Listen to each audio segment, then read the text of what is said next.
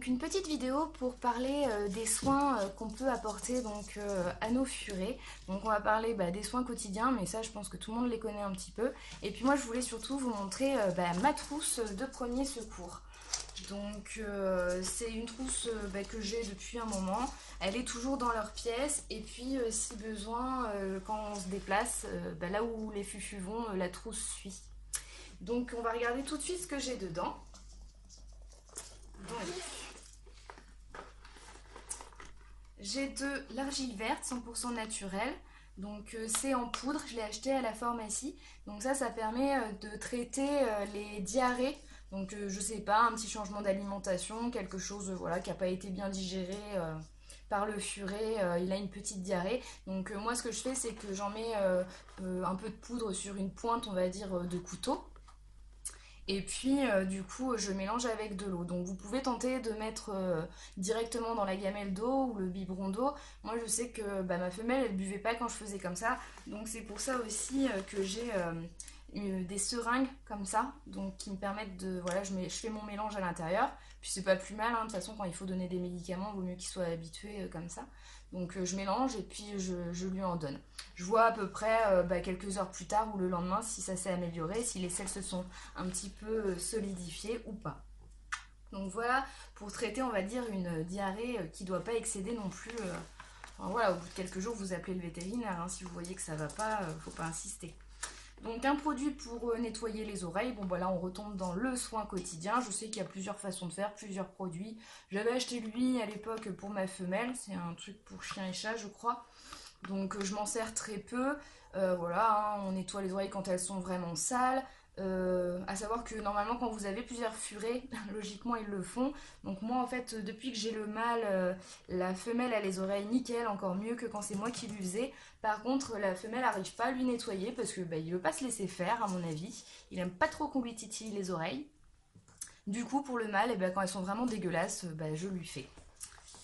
Euh, j'ai de l'huile de paraffine. L'huile de paraffine, pareil, c'est en pharmacie. Donc c'est une huile qui n'est pas digérée. Donc ça va plus, là ça va être le but, ça va être de faire glisser quelque chose qui passerait pas. Je sais pas, un furet qui aurait du mal à faire ses selles. Ou si vous avez des doutes, est-ce que votre furet a peut-être avalé un bout de tissu? Vous voyez un trou dans un dodo, vous voyez un trou dans un sac plastique, vous voyez un trou dans un jouet, vous savez pas trop, vous retrouvez pas les caoutchoucs, les trucs manquants, vous pouvez en donner un tout petit peu pour voir si ça ressort. Après, vous vérifiez dans les selles. Donc attention, là, ça va donner un petit peu la diarrhée, quoi.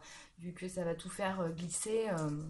Donc on n'en abuse pas, mais ça peut dépanner. Bien sûr, si vous savez que votre furet a avalé vraiment quelque chose d'énorme, moi ce que je vous conseille, c'est quand même d'appeler le vétérinaire qui lui saura vous conseiller peut-être un petit peu mieux. Après, s'il vous appelle pour dire de prendre du laxatone ou un truc comme ça, là pour le coup c'est la même chose. Demandez juste combien vous devez en donner. J'ai aussi un thermomètre, donc spécialement pour eux. Le thermomètre, je pense que c'est un des trucs le plus important que vous devriez avoir.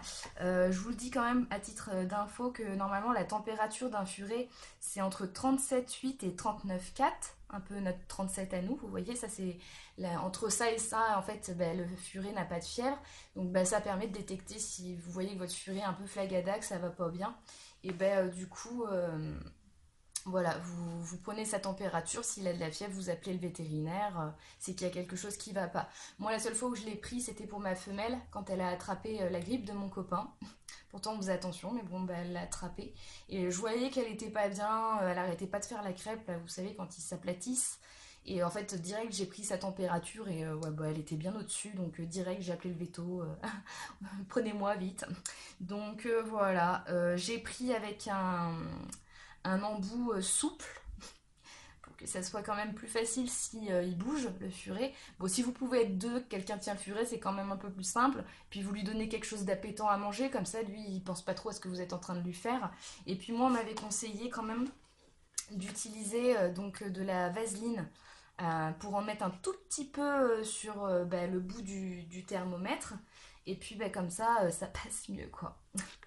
Donc voilà, je sais c'est pas très glamour les soins, mais faut bien en parler un petit peu aussi.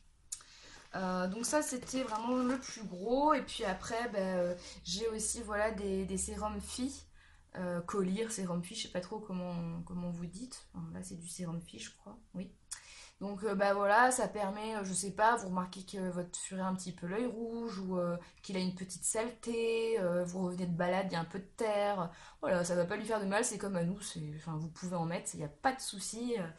Vous mettez quelques gouttes et puis vous voyez si ça va mieux. Pareil, hein, si votre furet a un gros pet à l'œil, vous pouvez tenter d'en mettre un, mais bon, vaut mieux appeler votre vétérinaire, hein.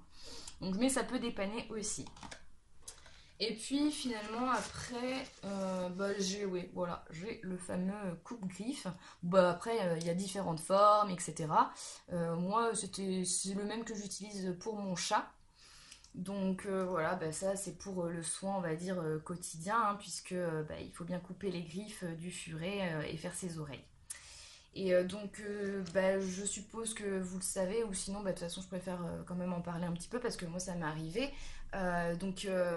Il faut pas couper le nerf rose qu'on voit à travers les griffes. Moi, je le vois très bien avec la femelle qui a des griffes toutes fines et tout ça, donc on voit très bien. Mais le mâle, je m'étais fait avoir, j'ai pas bien vu, j'ai coupé. Et dans ces cas-là, on m'avait conseillé, donc vous passez de la bétadine. Donc de la bétadine, moi je sais que j'en ai dans ma pharmacie à moi. Vous en passez pour désinfecter. Et puis après, vous trempez la griffe dans de la farine. Parce que sinon, ça saigne vraiment, hein. Et la farine va couper le sang. Et puis un peu plus tard, vous pourrez redésinfecter avec de la bétadine si besoin. Et puis voilà. Donc sinon, on n'est pas vétérinaire, hein. S'il y a un souci, faut toujours mieux appeler le vétérinaire, aller voir le vétérinaire, machin. C'est le plus important, bien sûr. Mais voilà, pareil, moi ce que j'aime bien faire un petit peu avec mes furets, c'est les checker à ma manière. Donc je suis pas véto, mais quand même je pense que je saurais remarquer des choses qui vont pas. Bon, bien sûr, l'attitude de votre furet, vous le connaissez, voilà, vous savez bien quand vous allez le voir s'il est normal, pas normal. Comme je vous dis, vous prenez la température, enfin voilà, vous connaissez au bout d'un moment votre furet. Il y a des comportements qui vont vous alerter. Mais bon, physiquement, moi, assez régulièrement, je vérifie que ça soit le mâle ou la femelle, le derrière. Je vérifie que ça soit propre, qu'il n'y ait rien qui coule. Pareil pour la vulve de la femelle, je regarde que ça soit propre et qu'il n'y ait rien, qu'elle soit pas gonflée, que voilà, que tout soit normal. Euh, Ce que je fais aussi, je palpe. Bon, attention, hein, je fais pas non plus la bourrine, je saurais même pas reconnaître les organes, mais voilà, je palpe pour regarder si le ventre du furet est souple, parce que normalement le furet il a le ventre souple. Donc voilà, je regarde un petit peu partout. Voilà, s'il n'y a rien sur les pattes, si les griffes vont bien, je regarde en sentant s'il n'y aurait pas, je sais pas, une grosseur, une boule, enfin voilà, je la tripote. Et après, au niveau de la gueule, je regarde les oreilles, surtout pour regarder s'il y a besoin de les nettoyer ou pas. Je regarde un petit peu l'état des yeux, qu'ils ne soient pas coulants, qu'il n'y ait pas quelque chose, une grosseur, etc. La truffe aussi, bon après une truffe de furet, enfin moi ça change assez, hein. Des fois c'est sec, des fois c'est humide, des fois c'est chaud, des fois c'est froid. Bon voilà, je regarde juste plutôt l'aspect général, est-ce qu'elle a une couleur qui me plaît, selon comment je connais mon furet. Et puis voilà, quoi, qu'elle soit propre, que ça soit pas en train de couler d'un truc dégueu ou je sais pas, enfin voilà, quand on regarde un petit peu son furet. Et puis je finis en général par la bouche en regardant, bien sûr elle va pas vouloir ouvrir, ouvre. J'essaye de regarder, oh là elle dort la pauvre, donc mais bon j'essaye de regarder l'état des dents déjà, est-ce qu'il y a du tartre, est-ce que les gencives sont pas rouges et tout ça. Et puis quand ils veulent bien, bon là elle veut pas elle, mais par exemple le mâle peut-être il va bien vouloir. Normalement quand on les prend, laisse-toi faire, comme ça, et qu'on regarde un petit peu, voilà, il baille. Et donc là, moi, je regarde à l'intérieur si je vois pas, je sais pas, un aft ou quelque chose dans la bouche, enfin, dans la gueule. Donc voilà, on va dire que c'est un petit peu les soins voilà, que vous pouvez donner à vos furets. Et puis c'est toujours bien d'avoir une petite trousse de soins pour eux. Voilà, j'espère que ça vous a plu. Et puis je vous dis à bientôt. Salut!